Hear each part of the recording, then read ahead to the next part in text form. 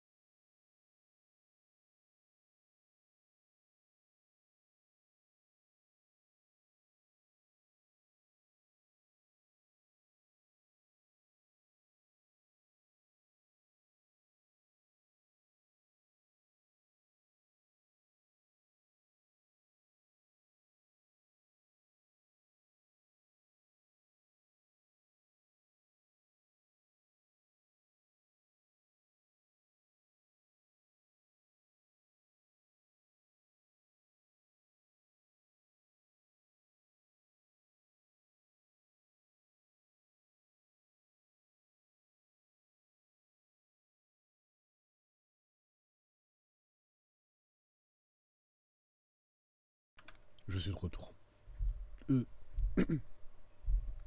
Allez, on y va. C'est parti. La vérité dans l'affaire de l'omnibus. Ok, apparemment on est sur un témoignage, un dernier témoignage. La vérité c'est que le briquetier, le vieux briquier était dans la cabine de l'omnibus pendant tout ce temps. Quand l'Irlandais m'a fait sortir d'en dessous du siège, j'ai vu le disque sur le sol. Et d'un seul coup, j'ai entendu un cri au-dessus de moi. Et ça, c'était les deux qui étaient assis sur le toit. C'est à ce moment-là que Monsieur McGilded a donné quelque chose au conducteur. Il a donné un peu d'argent au conducteur pour que celui-ci court jusqu'au magasin de pressurgage le plus proche. Et il m'a menacé de ne rien dire. Sur ce que j'avais vu et sur ce que j'avais entendu. Mon Dieu, c'est outrageant. Ce que vous venez de dire à la cour n'a absolument aucune ressemblance avec le témoignage que vous avez dit il y a 2 mois. Comme vous le dites, votre honneur. Et dans ce cas-là, toutes les chances sont que nous avons sûrement fait une erreur lors du procès de Monsieur McGilded. On dirait bien que cet homme a trompé la cour de manière assez délibérée. Dans un effort pour couvrir un des plans les plus machiavéliques qu'il ait jamais eu. Sans aucun doute, votre honneur est correct. Une grande injustice a eu lieu dans cette cour de tribunal, dans ce tribunal il y a 2 mois.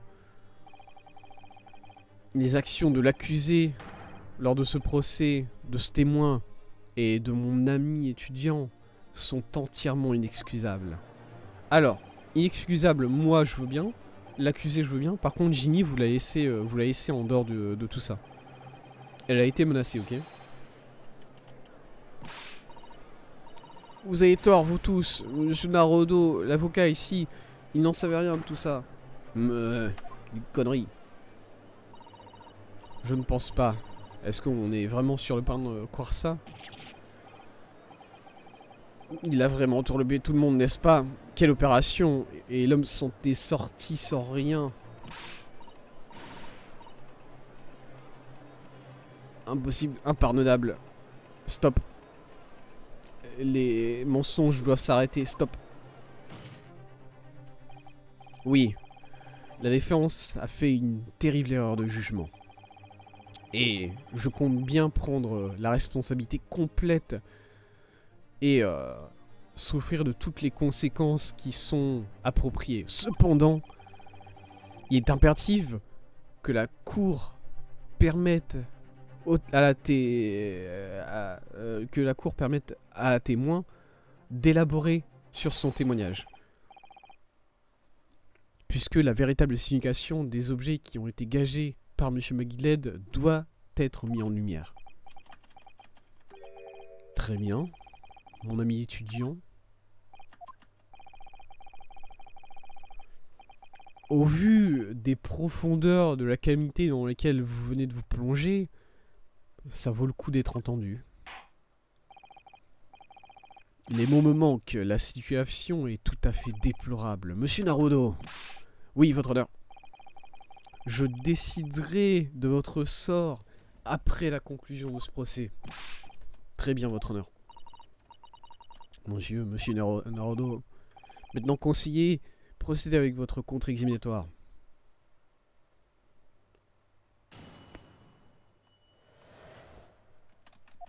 Ok. La vérité, c'est que le briquet était dans la cabine de l'omnibus pendant tout ce temps.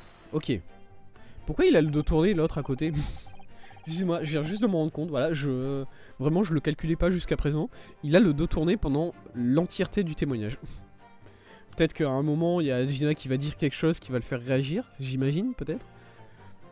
C'est pour ça qu'il est resté là, sur le banc des témoins. Mais, enfin, quelle importance il a, en fait, dans ce procès? C'était une connaissance de M. McGilled, j'en doute pas. Mais c'est quoi son rôle dans ce procès, au-delà de tout ça, en fait? C'est ça la question que je me pose. Et vous étiez caché dans la cabine pendant tout ce temps-là, c'est ça, mademoiselle Lestrade? Si je me souviens bien, vous étiez caché dans un compartiment en dessous des sièges. Ouais, exactement. Il faisait tout noir là-dessous, et du coup je pouvais rien voir. Non, dans votre témoignage il y a 2 mois, je suis à peu près certain que vous avez dit que M. McGilled était le seul passager, n'est-ce pas? Un faux témoignage, votre honneur. C'est ce qu'il m'a dit de dire. Mais c'est important de nous dire la vérité maintenant. Est-ce que M. McGilled et la victime se connaissaient? J'en sais rien. Mais je les ai entendus beaucoup parler. Et de quoi ils parlaient? Eh bien, je pouvais pas vraiment entendre, mais si je devais dire... Je pense que c'était à propos de l'argent ou quelque chose comme ça. Ils arrêtaient pas de dire les mots acheter ou pas acheter. Peut-être un deal. Peut-être une transaction d'une quelque sorte. Bon, de toute façon, ils ont pas arrêté de monter de plus en plus le ton. Et on dirait bien qu'ils commençaient à se battre. J'avais plutôt peur, moi. J'arrivais à peine à respirer. Et là, d'un seul coup, j'ai entendu un bruit, comme quelqu'un qui s'effondre au sol. C'était vachement fort en plus. Il me semble que vous avez crié de manière involontaire, n'est-ce pas? Ouais. C'est ça qui a donné ma position. Quand l'Irlandais m'a fait sortir de mon siège, j'ai vu le disque sur le sol. Attendez, non, faut pas que je passe à autre chose. Ça c'est important. Arrête, aborte, reviens en arrière, s'il te plaît. L'Irlandais, le disque, le voilà. On l'a retrouvé. Est-ce que le disque que vous avez vu, c'est ce disque-là? Ouais, je pense que c'est probablement celui-là. C'était juste à côté du monsieur qui était affalé sur le sol. Est-ce que ce disque appartenait à la victime, peut-être? J'en sais rien. Mais Monsieur McGilled l'a pris assez rapidement. Et ensuite, il a assis le mec avec le couteau encore dans son ventre sur le siège. Et qu'est-ce qu'il vous a dit pendant tout ce temps? Il m'a dit de ne rien dire à propos de tout ce que j'avais vu, de tout ce que j'avais entendu. À propos du disque et tout ça. J'étais morte de peur. La façon dont il me regardait, je pensais que si je faisais pas ce qu'il disait, alors il allait me planter moi aussi avec le couteau. Et ensuite il a commencé à me poser tout un tas de questions. Alors quel était mon nom, où est-ce que je vivais, Il m'a parlé aussi du fait que j'étais une pickpocket. Et après un moment, qu'est-ce qui s'est passé quand les autres gens de la calèche se sont rendus compte de tout ça? Ouais, c'est ça. Dans un premier temps, il y a une sorte de bruit assez strident. D'un seul coup, j'ai entendu un cri qui venait d'au-dessus de moi, et c'était sûrement la paire qui était sur le toit, qui était parti chercher les policiers. Il y avait 2 gentlemen qui occupaient les sièges présents sur le toit, n'est-ce pas? Exactement. Monsieur First et Monsieur Fairplay, de mémoire, c'était ces 2 noms-là. Ils ont dû regarder à travers la fenêtre du toit et ils ont vu le monsieur avec un couteau dans le ventre. Et du coup, ils ont crié. Le conducteur a tiré les rênes de ses chevaux et Monsieur McGilded m'a fait sortir de leur champ de vision.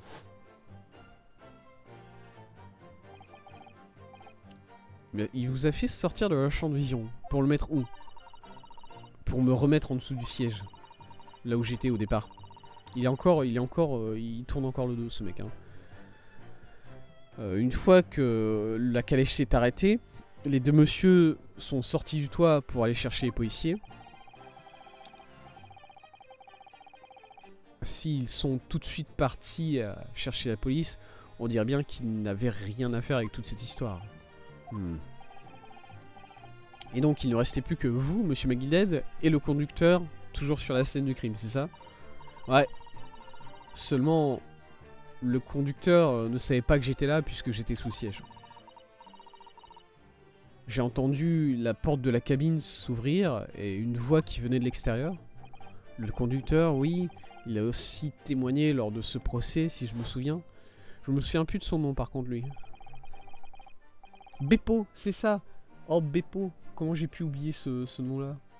Moi, Beppo, c'est un nom que j'aime bien. Hein. Il est marrant, le nom Beppo. Un homme qui s'appelait Beppo, si je me souviens bien.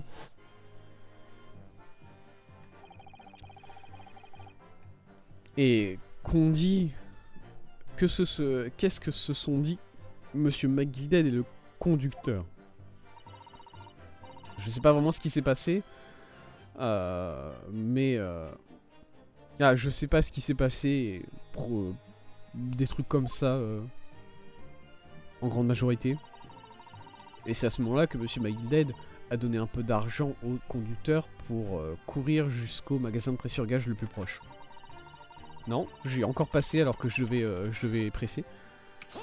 Hold it. Le magasin de presse-sur-gage était, de manière assez évidente, le magasin de Monsieur Unibank sur Baker Street. Un instant, conseiller. Est-ce que vous voulez dire que le conducteur a donné un faux témoignage lui aussi? Peut-être que cette excursion dans le magasin de presse-sur-gage lui est ressortie de l'esprit une fois qu'il était sur le banc des témoins. Alors oui, par contre, c'est assez riche tout ça, par contre. Hein. C'est-à-dire que là, Gina, elle, on est prêt à la pendre parce qu'elle a menti alors qu'elle était littéralement menacée de mort si elle mentait pas. Et par contre, le conducteur, lui, ça lui est sorti de la tête, quoi. En effet, Lord Van Zik, Monsieur McGilded a pris son manteau et il l'a donné au conducteur. Il l'a plié en prenant grand soin avant de lui donner. Et quand je l'ai vu faire ça, je me suis souvenu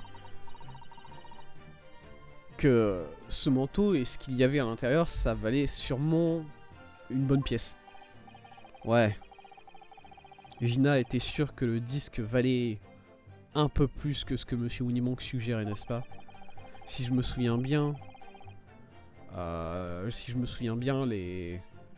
la bagarre qu'elle avait eue à propos du prix cet après-midi-là au magasin de presse-sur-gage.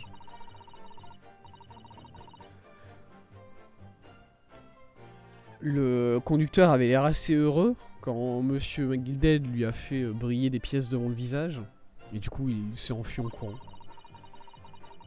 Et ensuite, l'Irlandais m'a demandé de sortir et d'approcher. En dehors de la cabine. Il m'a menacé il m'a dit de ne pas dire la vérité. De ne pas dire ce que j'avais vu et ce que j'avais entendu. Il vous avait menacé comment exactement? Il m'a dit que je m'en sortirais seulement si je faisais exactement ce qu'il me disait de faire. Ce qui impliquait de donner un faux témoignage au tribunal il y a 2 mois, c'est ça? Ouais, c'est ça. Et il y avait autre chose aussi qu'il m'a dit de faire. C'était quoi? Il m'a dit que je devais récupérer le ticket du magasin de prêt-sur-gage et être sûr de ne pas le perdre. Le ticket? Eh bien, incroyable. Incroyable du cul. Il dit que si je ne lui rendais pas le ticket avant que les 2 mois ne soient passés, alors je devais, si je ne pouvais pas lui rendre le ticket après que les 2 mois soient passés, alors je devais me rendre dans le magasin de prêt-sur-gage et payer pour que le prêt de l'objet soit étendu, soit étendu. Comme ça, l'objet ne serait pas abandonné. Et il m'a donné un peu d'argent pour payer ça. Mais vraiment, pourquoi est-ce que Monsieur McGillette ferait quelque chose comme ça? Déposer son manteau chez le prêteur sur gage avant l'arrivée de la police, ça n'a aucun sens. Il y aurait une explication logique à tout ça, votre honneur? Ce que Monsieur McGilded voulait véritablement déposer chez Monsieur Winniebank, c'est quelque chose qu'il ne voulait pas que la police voie. Quelque chose de très important qu'il devait cacher à tout prix. Bon, de toute façon, après ça, il m'a laissé partir. Et du coup, je me suis enfui avant que les policiers n'arrivent. Très bien, Gina. Ça doit pas être difficile, ça doit pas être facile pour elle de dire la vérité comme ça. Gina fait vraiment confiance en nous. Ouais. Et pour me remercier de me faire confiance comme ça, elle va devoir faire face à des... Elle va devoir être accusée de parjure une fois que ce procès est fini. Et donc, je vais devoir utiliser le peu de temps que j'ai pour récupérer le plus d'informations possible. Ouais, c'est vraiment le moment d'y aller. D'appuyer sur chacune des phrases qu'elle dit. Ouais, j'imagine. Oh, une autre chose. Qu'est-ce que c'est? Regardez ces deux-là. C'est pas étrange qu'ils sont en train de se dire des choses pendant tout ce temps? Ouais, c'est vraiment étrange. On dirait bien qu'ils ont une discussion secrète à propos de quelque chose. Je suis pas sûr d'être vraiment confortable à propos de tout ça. Est-ce que je peux faire quelque chose à propos de ça? Ok, c'est exceptionnel. Attendez, est-ce que je suis censé faire ça? C'est-à-dire que je suis censé appuyer? Et là, pendant qu'elle dit des choses, je dis juste... Attends, me parle pas, Gina, je m'en bats les couilles. Arrête. Messieurs, vous avez quelque chose à... Excusez-moi. Est-ce que vous voudriez partager quelque chose avec le tribunal, peut-être, inspecteur Erickson, monsieur Graydon? Et je vais vous foutre des claques, hein, par contre. Inspecteur, monsieur Graydon. Quoi, hein? Mon dieu, mais est-ce que vous essayez de me foutre une attaque? Vous êtes en train de vous parler depuis tout à l'heure entre vous deux, là? Dites-nous, c'est quoi le sujet de la discussion? Une discussion? Avec cet homme? Bah, allez, arrêtez de mentir. Pensez que j'ai quoi que ce soit à discuter avec ce monsieur bizarre, là? Et je n'ai rien à dire à ce détective malpoli. Après qu'il m'ait séparé du disque qui ne m'appartient réellement. Mais clairement, ils étaient en train de se parler pendant tout ce temps. Alors que j'étais en train de contre-examiner Gina. Comme s'ils étaient en train de négocier. Van Dijk, tu veux t'en charger peut-être? Tu veux dire des choses? Merci à vous, mademoiselle Lestrade. Merci, conseiller. J'en ai assez entendu. Je pense que nous avons maintenant une connaissance assez raisonnable de ce qui s'est réellement passé lors de l'affaire de l'omnibus. On dirait bien que la nuit en question, il y a 2 mois, une négociation a eu lieu dans l'omnibus. Une négociation concernant ce disque. Cependant, les choses ne se sont pas déroulées comme prévu. Quand les parties impliquées ont commencé à se disputer à propos d'un prix, Monsieur McGilded a pris cet objet par la force, en échange de la vie de l'autre homme. Ce qui prouve ce que je voulais dire, que ce disque est clairement très important, d'une manière ou d'une autre. Même si je sais pas vraiment pourquoi encore, mais bon. Et il y a 2 jours, précisément 2 mois après les incidents de l'omnibus, le manteau de Monsieur McGilded et son contenu étaient sur le point d'être abandonnés. Je savais pas quoi faire avec le ticket. Je veux dire, le mec était mort juste après son procès, ça je le savais. Et donc vous avez décidé que vous essayeriez de récupérer les articles comme s'ils vous appartenaient. Ouais, bah pourquoi pas, hein. De toute façon, ils allaient être abandonnés. Pourquoi est-ce que je pourrais pas les avoir, moi? De toute façon, vous pouvez pas me blâmer d'avoir pensé ça. Penser, c'est pas un crime. Mademoiselle Lestrade, on dirait bien que Monsieur McGilded était préparé à tuer pour entrer en possession de ce disque. Est-ce que vous savez pourquoi? Hein? J'en ai aucune idée. Mais j'imagine que ça vaut un pesant, ça vaut un petit pesant en or. Et du coup, probablement il allait le vendre lui-même. Et vous pouvez pas me blâmer pour penser ça. Penser, c'est pas un crime. Mon Dieu. Ah, votre honneur. Les preuves que votre honneur a demandées ont été localisées et sont en train d'être inspectées. Ah, sont prêtes pour l'inspection par la cour, monsieur. Ok, les voilà. Y a rien dans la boîte. Je le dis. Je le dis, il y a absolument que dalle dans la boîte. Parce que bah ça a été récupéré, quoi.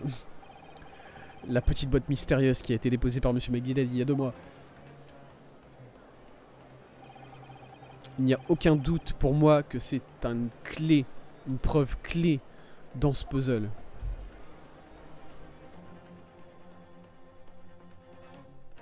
Ok, to be continued apparemment. Pourquoi pas?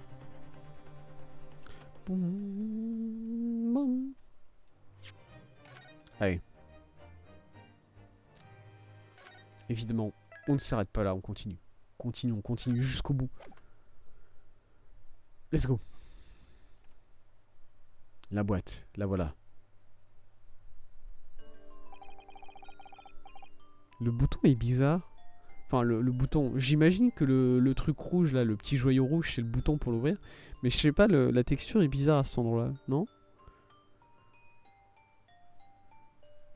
Donc, voilà l'article en question. C'est ça, la petite boîte déposée dans le magasin de pré-surgage par Monsieur McGilded il y a 2 mois. Et la nuit en question du meurtre de Monsieur Winwank, le seul objet... c'est le seul objet sur les étagères qui a été touché quand quelqu'un s'est introduit dans le magasin. Allez, allez, ouvrons-la tout de suite, voir ce qu'il y a à l'intérieur. C'est une boîte à musique. Oh, ok. Mon Dieu, ce n'est pas une boîte ordinaire, on dirait bien. Qu'est-ce que... En réalité, je pense que j'ai une petite idée de ce que ça peut être, hein. On dirait bien que cette boîte est la maison d'une boîte à musique miniature. Ou en tout cas des engrenages d'une boîte à musique miniature. Dans ce cas-là, est-ce que on peut se permettre d'espérer? Je pense qu'il est raisonnable d'assumer que cette boîte à musique correspond au disque, votre honneur. Bon, let's go, on va pouvoir enfin entendre ce qu'il y a dans le disque, peut-être.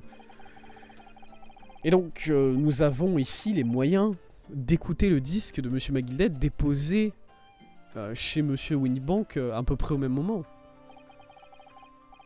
Pas exactement correct, votre honneur. Ceci n'est pas le disque de Monsieur McGilded. Ah, ce n'est pas le disque de Monsieur McGilded. C'est le disque de la victime de l'omnibus. Mais pourquoi? Merde. Est-ce que je dois comprendre qu'un briquetier était en train d'essayer de vendre un disque de boîte à musique à Monsieur McGilded? C'est vrai que ça n'a aucun sens, hein, toute cette histoire. Hein. Arrête de lever les bras, t'es pas un collégien. Je pense que tout deviendra plus clair si on essaye d'écouter ce qu'il y a sur ce disque, votre honneur. Oui, très bien. Je demande à ce que la cour écoute le contenu de ce mystérieux disque. Enfin. Un instant, votre honneur. Mon Dieu, qu'est-ce que ça veut dire ça, inspecteur? La boîte de musique et le disque, ça n'a rien à voir avec cette affaire. Non, non, non, il n'y a pas besoin de gâcher l'atmosphère terrible de cette salle de tribunal avec un peu de musique, c'est audio.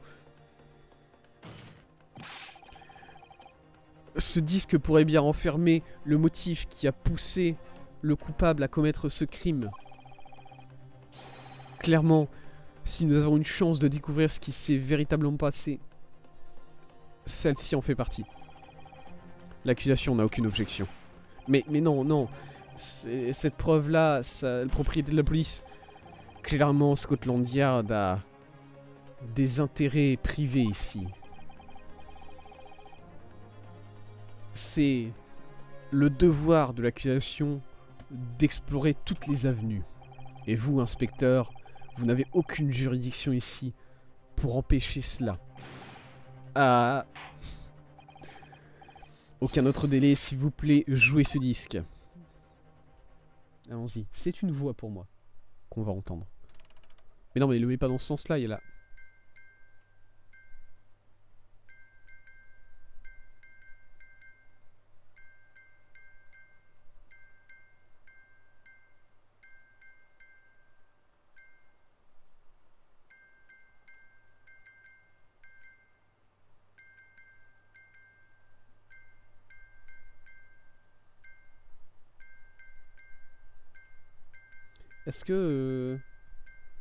Est-ce que ça serait trop fou de demander à la dame qui connaît le morse d'intervenir là, peut-être?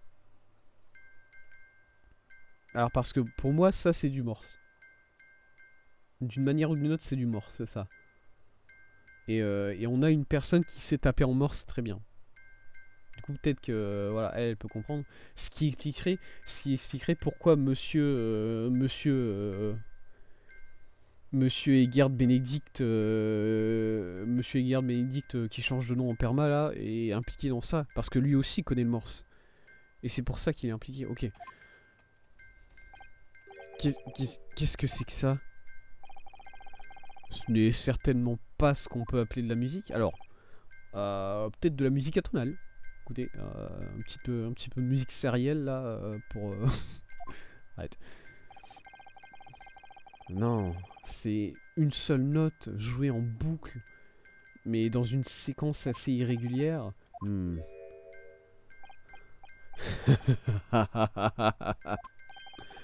Monsieur Graydon, ça va? C'est vraiment incroyable. C'est vraiment sans valeur. Voilà, lui il fait sa petite choré parce que lui il entend le morse. Voilà, le mec c'est un dauphin. Oui, c'est un dauphin, il a entendu, il a fait.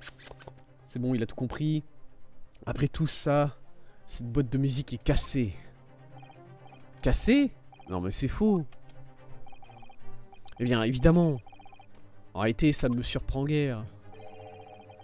Si l'officier qu'on a envoyé pour récupérer la boîte à musique ne l'aurait pas fait tomber sur le chemin du tribunal,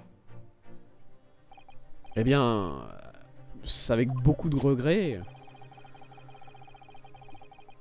Je pense que la cour doit accepter que cette boîte à musique n'offre que très peu de secret que très peu de preuves. Van Zik y a compris aussi. Hein. Est-ce que vous êtes prêt à passer à autre chose, conseiller? Non.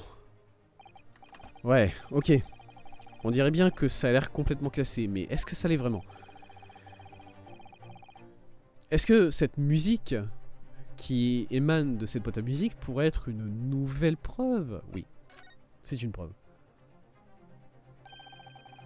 Je pense que ça pourrait avoir une importance, votre honneur. Pardon? Comment cela? C'est une abomination, conseiller. Ce n'est que du bruit. J'ai du mal à voir quelle signification ça pourrait avoir.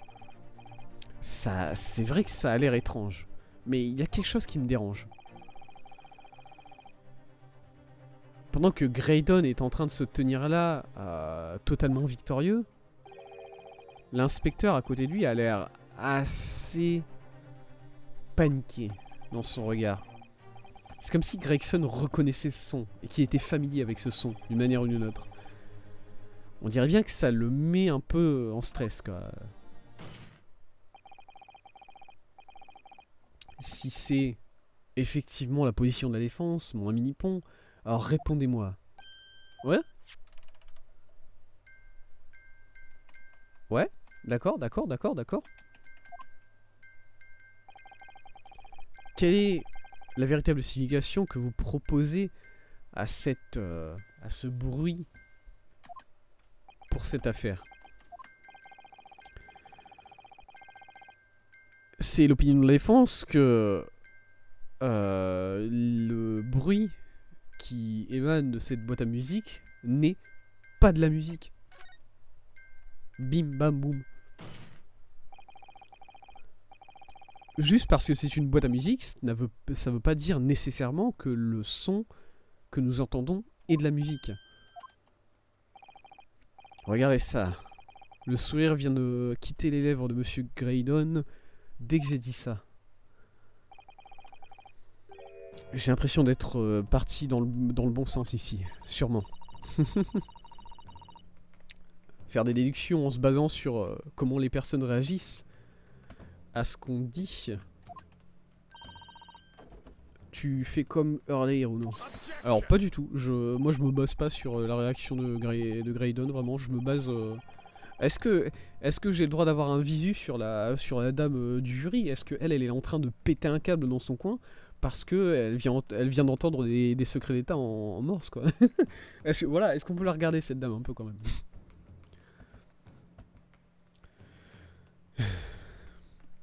Le son que nous entendons n'est pas nécessairement de la musique. Eh bien, maintenant que vous nous avez dit que ce n'est pas de la musique, je suis sûr que la cour voudrait entendre la vérité à propos de ces sons. Éclairez-nous, mon ami Nippon.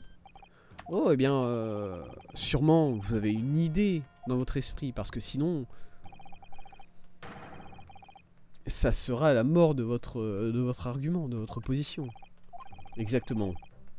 Cette boîte à musique est clairement cassée. Refuser d'accepter ce fait, c'est de la folie pure. Ah, ils m'ont bien eu. Je ne sais pas encore c'est quoi la réponse. Comment ça, tu ne sais pas encore? Contamé. Renaud. Je viens d'examiner la boîte à musique de manière assez précisément. Et je suis à peu près sûr qu'elle n'est pas du tout cassée. Vraiment? Vraiment. C'est comme ça qu'elle a été fabriquée. Elle peut produire seulement une seule note. Merci Iris.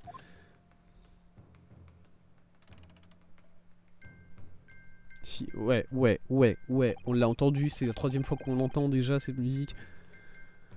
Ok, dans ce cas-là, si la boîte à musique... Par contre, je colle bullshit, hein. Pour moi, cette boîte à musique là, elle pouvait faire plus d'un bruit. Hein.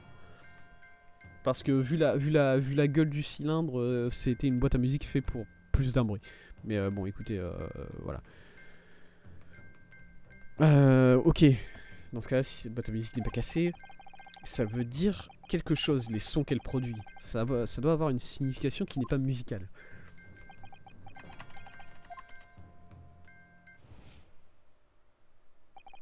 Ah! Est-ce que ça... Est-ce que c'est ça, ces sons?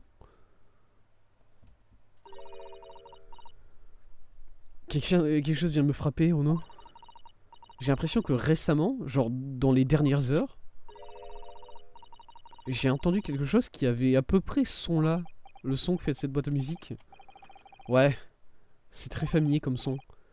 En réalité, Iris, j'étais en train de me dire la même chose. Je vais devoir demander à la défense une réponse. Votre déclaration, c'est que le son produit par cette boîte à musique n'est en réalité pas de la musique. Dans ce cas-là, qu'est-ce que c'est, conseiller? Toutes les preuves que j'ai réunies jusqu'à présent, tous les témoignages que j'ai entendus, tout cela pointe vers une seule réponse. L'accusation demande à notre ami japonais étudiant qu'il présente des preuves tout de suite. Alors des preuves, j'en ai pas. J'ai une personne par contre. Voilà, la personne que je déteste le plus au monde dans ce jeu entier et qui va révéler toute la vérité. Ça me fait péter mon crâne. Voilà. Des preuves tangibles de cette dernière spéculation absolument incroyable. Très bien. Ça pourrait être ma meilleure chance. Je vais pouvoir enfin me battre dans ce procès. Et si j'ai raison, je vais réussir à relier tous les points. La preuve qui explique la véritable nature du son de cette boîte à musique, c'est... Ah...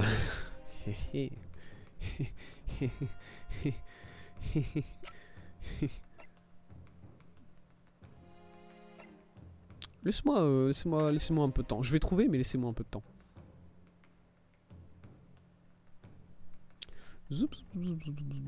Désolé, je me suis déconcentré, j'ai décidé de faire tourner ça en rond. C'est pas grave.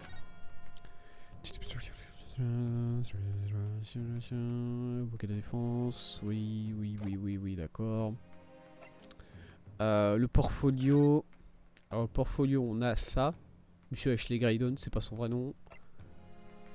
Ok. Ok.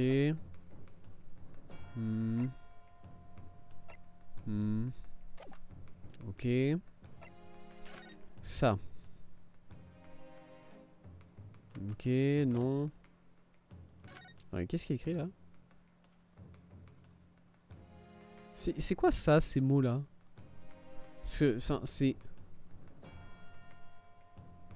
Ouais, bon, c'est pas important. L'histoire de Iris, le manuscrit de l'histoire de Iris. Mais attendez, c'est quoi le... Le chien des Baskerville. Le chien des Baskerville. Ouais. J'ai utilisé note de papa pour l'écrire. C'est une grande histoire. Je sais pas pourquoi Hurley m'a interdit de la publier. C'est étrange, n'est-ce pas? Peut-être que le problème, c'est dans le titre. Peut-être Monsieur Shoms est familier. Peut-être que Monsieur Shoms est ami avec quelqu'un qui porte ce nom. Eh bien... Ça n'a pas exactement le même feeling, mais peut-être que je pourrais changer en le chien des Naruto. Je suis pas très sûr que Monsieur Shoms est ami avec quelqu'un qui a ce nom-là aussi. Désolé. Désolé Iris. Il y a quelque chose entre les pages peut-être? Quelque chose que je n'ai pas vu? À propos de ce manuscrit? Quelque chose que je n'ai pas réussi à identifier?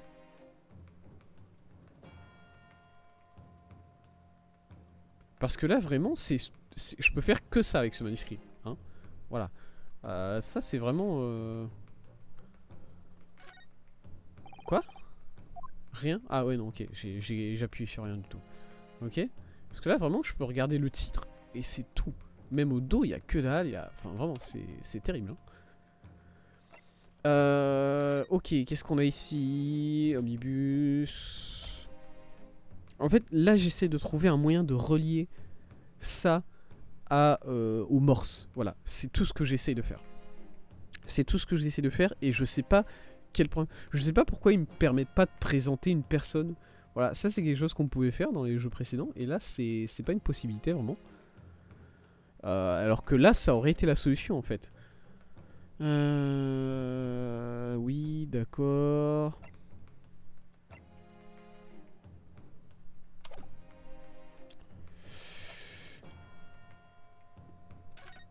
Alors, putain, est-ce que ça serait vraiment ça? Mais oui, ouais, c'est ça. C'est comme ça que je vais le... C'est comme ça que je vais le relier à ça.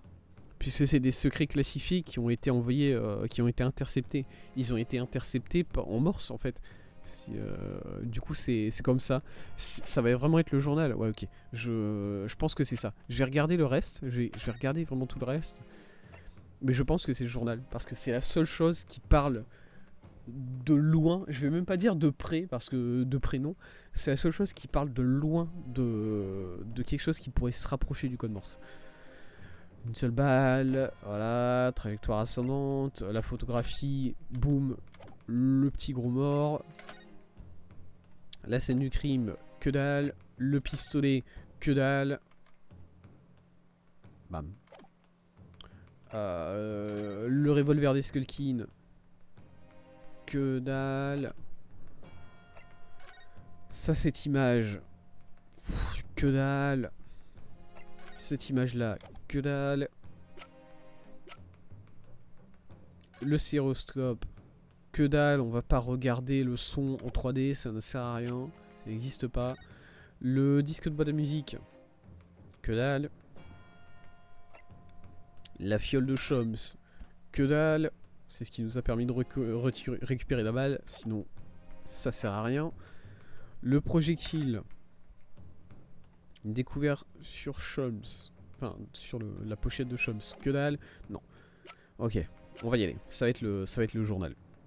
Et c'est pour ça que Gregson... Enfin, on se doutait que voilà, c'était quelque chose par rapport à un secret d'état. Et Gregson, du coup, il est en full sueur, le mec. Plus que moi quand je vais courir. Mais bon. Le journal de ce matin, conseiller. Alors la une, c'est que un prêteur sur gage meurt lors d'un vol à main armée. Je pense que c'est pas en faveur de votre cause. Non. Non, votre honneur. Je pensais regarder un peu plus en bas de la page. Plus en bas, le ministre Moll. Des secrets classifiés ont été interceptés. Ont été interceptés à l'étranger depuis le ministère de la Justice. Oui, c'est une affaire tout à fait sérieuse qui est enquêtée au plus haut niveau, j'en suis sûr.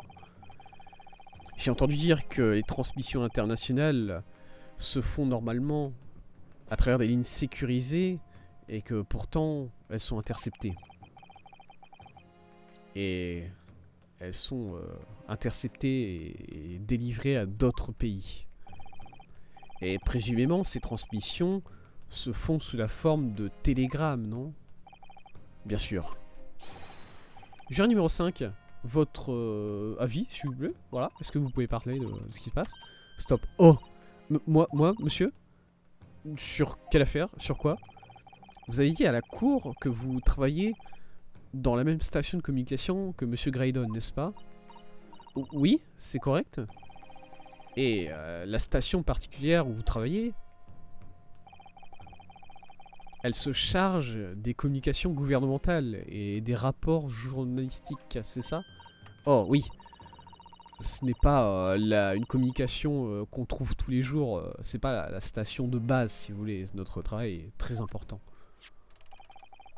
Alors dites-moi, est-ce que c'est pas un familier comme son ça?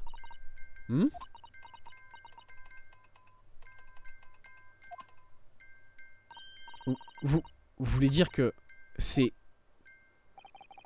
exactement ça, madame? Ça a pas mal de ressemblance avec le son que fait votre machine de télégraphe quand vous tapez dessus, n'est-ce pas?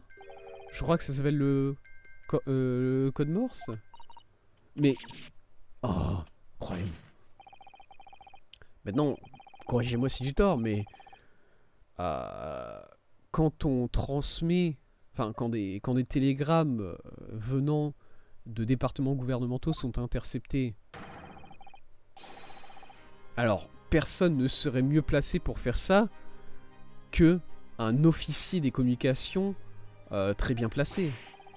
Est-ce que vous êtes en train de suggérer que ce disque de boîte à musique contient les secrets volés du gouvernement en code morse? Ouais. C'est insane, mon gars. Franchement, je pète mon slip, mais c'est insane. De l'ordre, s'il vous plaît, tout le monde, de l'ordre. Mais c'est de la trahison, c'est de la haute trahison, conseiller. C'est ce qui vaut une punition capitale. Beaucoup trop de nouveaux vocabulaires. Trahison, qu'est-ce que... punition capitale. On s'attendrait à ce que vous connaissiez ces mots-là, monsieur. Voilà, parce que vous en avez fait de la trahison. Pour les secrets confidentiels de notre gouvernement, des nations hostiles paieraient sûrement n'importe quel prix. Ouais. Et la nuit en question, il y a 2 mois, c'était la négociation qui était en train d'avoir lieu dans cet omnibus. Mais au final, Monsieur McGilded est mort. Et ce disque d'une importance capitale a été laissé pour compte dans un magasin de prêt-sur-gage. Mon Dieu. Dans ce cas-là, la personne qui a volé ces informations-là, de base, sûrement serait totalement fou.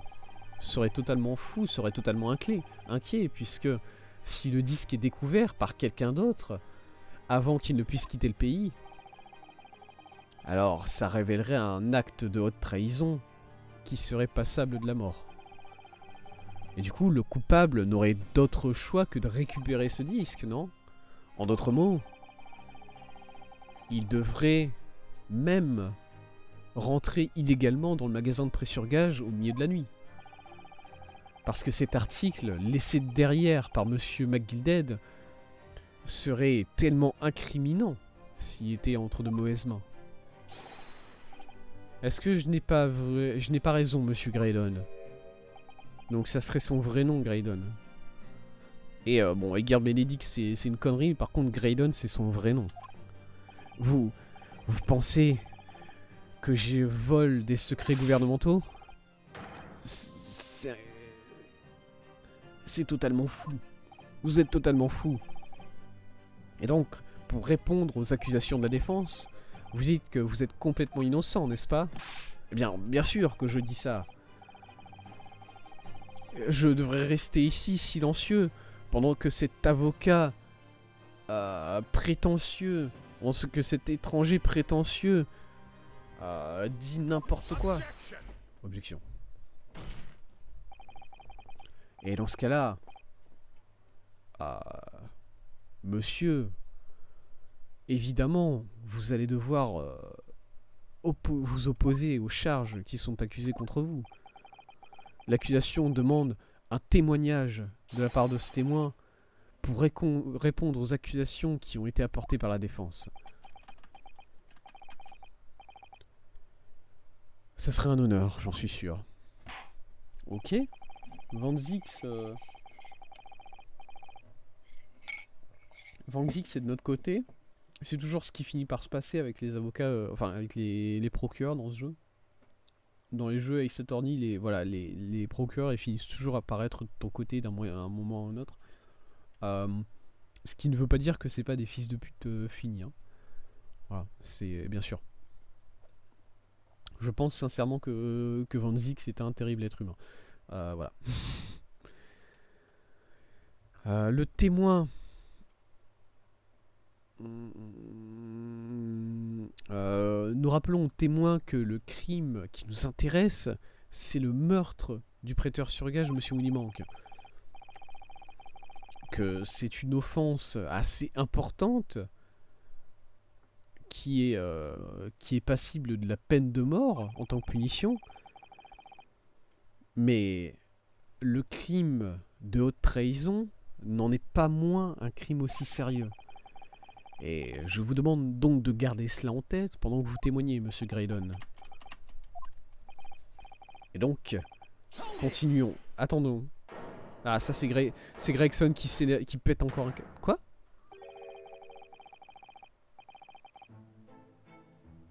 Mais cassez-vous les frères. Non, remarque, vous savez quoi les frères? Venez. Parce que vraiment, bon, je l'ai déjà dit, mais les mecs, ils ont une cellule grise entre deux là. Et il y a jamais... voilà, ils se la passent comme une patate chaude, vraiment, les mecs, ils savent pas quoi faire avec. Du coup, ils vont dire des conneries et ça va nous arranger. Du coup, allez-y, mec, venez. Vous devez nous laisser avoir un pied dans cette affaire, là. On a des choses à dire, nous. Pardon? Je vous demande pardon? Qu'est-ce que... Et vous pensez que vous êtes qui, là? Cassez-vous! Non, c'est Nash Skulkin. Et mon occupation, c'est vilain professionnel. Et non, c'est Ringo Skulkin. Mon occupation... Et on n'est pas méchant au point de vendre notre patrie.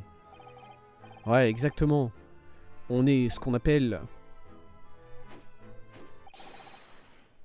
les trois frères Skulkin. Non. Non, c'est le mauvais moment. C'est le mauvais moment, les garçons. Vraiment très mauvais moment. Ok, bon bah les deux autres vont avoir des choses à dire, j'imagine. Ok, le contre de Garidon. Un simple officier de communication tel que moi ne pourrait pas voler les secrets confidentiels du gouvernement. De toute façon, les sons produits par cette boîte à musique ne sont même pas du code Morse. C'était une sorte de briquetier qui ne valait rien, qui était en train de négocier avec Monsieur McGillette, tout à son nom. Je n'ai aucune relation avec cette personne. Regardez, tout ce qu'on a fait, nous, c'est rentrer dans le magasin l'autre nuit, comme il nous a dit de le faire. Comme si on avait su qu'il y avait un secret gouvernemental d'impliqué, on n'y aurait pas touché, vraiment. Ok, donc effectivement... Merci les deux frères, vous êtes des chefs les mecs, hein. Vraiment, changez pas qui vous êtes.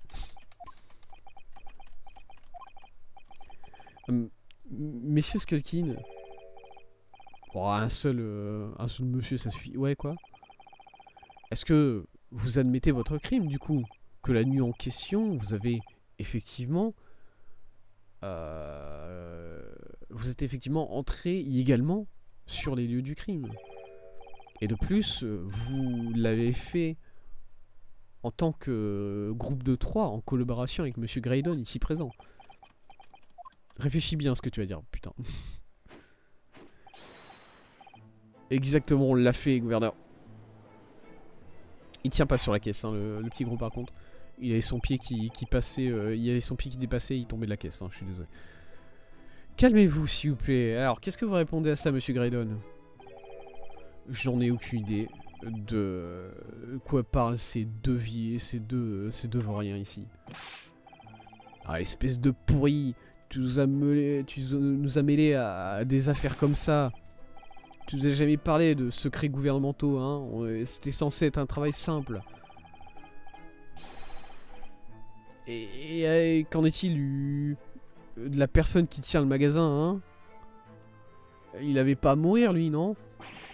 Ah. C'est bien de savoir quels sont vos vrais amis. Ouais, mes vrais amis, c'est les frères Skulkin, apparemment. Et ça, c'est bien, quand même. Quoi que disent ces personnes, je nie les accusations. Bien. Très bien. Je ne m'attendais certainement pas à ce que cette petite boîte à musique prenne une signification soit aussi importante que cela lors de ce procès. Cependant, il est évident maintenant qu'on doit accepter celle-ci comme preuve dans le registre. Ok. Je veux voir quelque chose. Ok, bon, on va commencer le... Voilà, le témoignage, je m'en bats les couilles.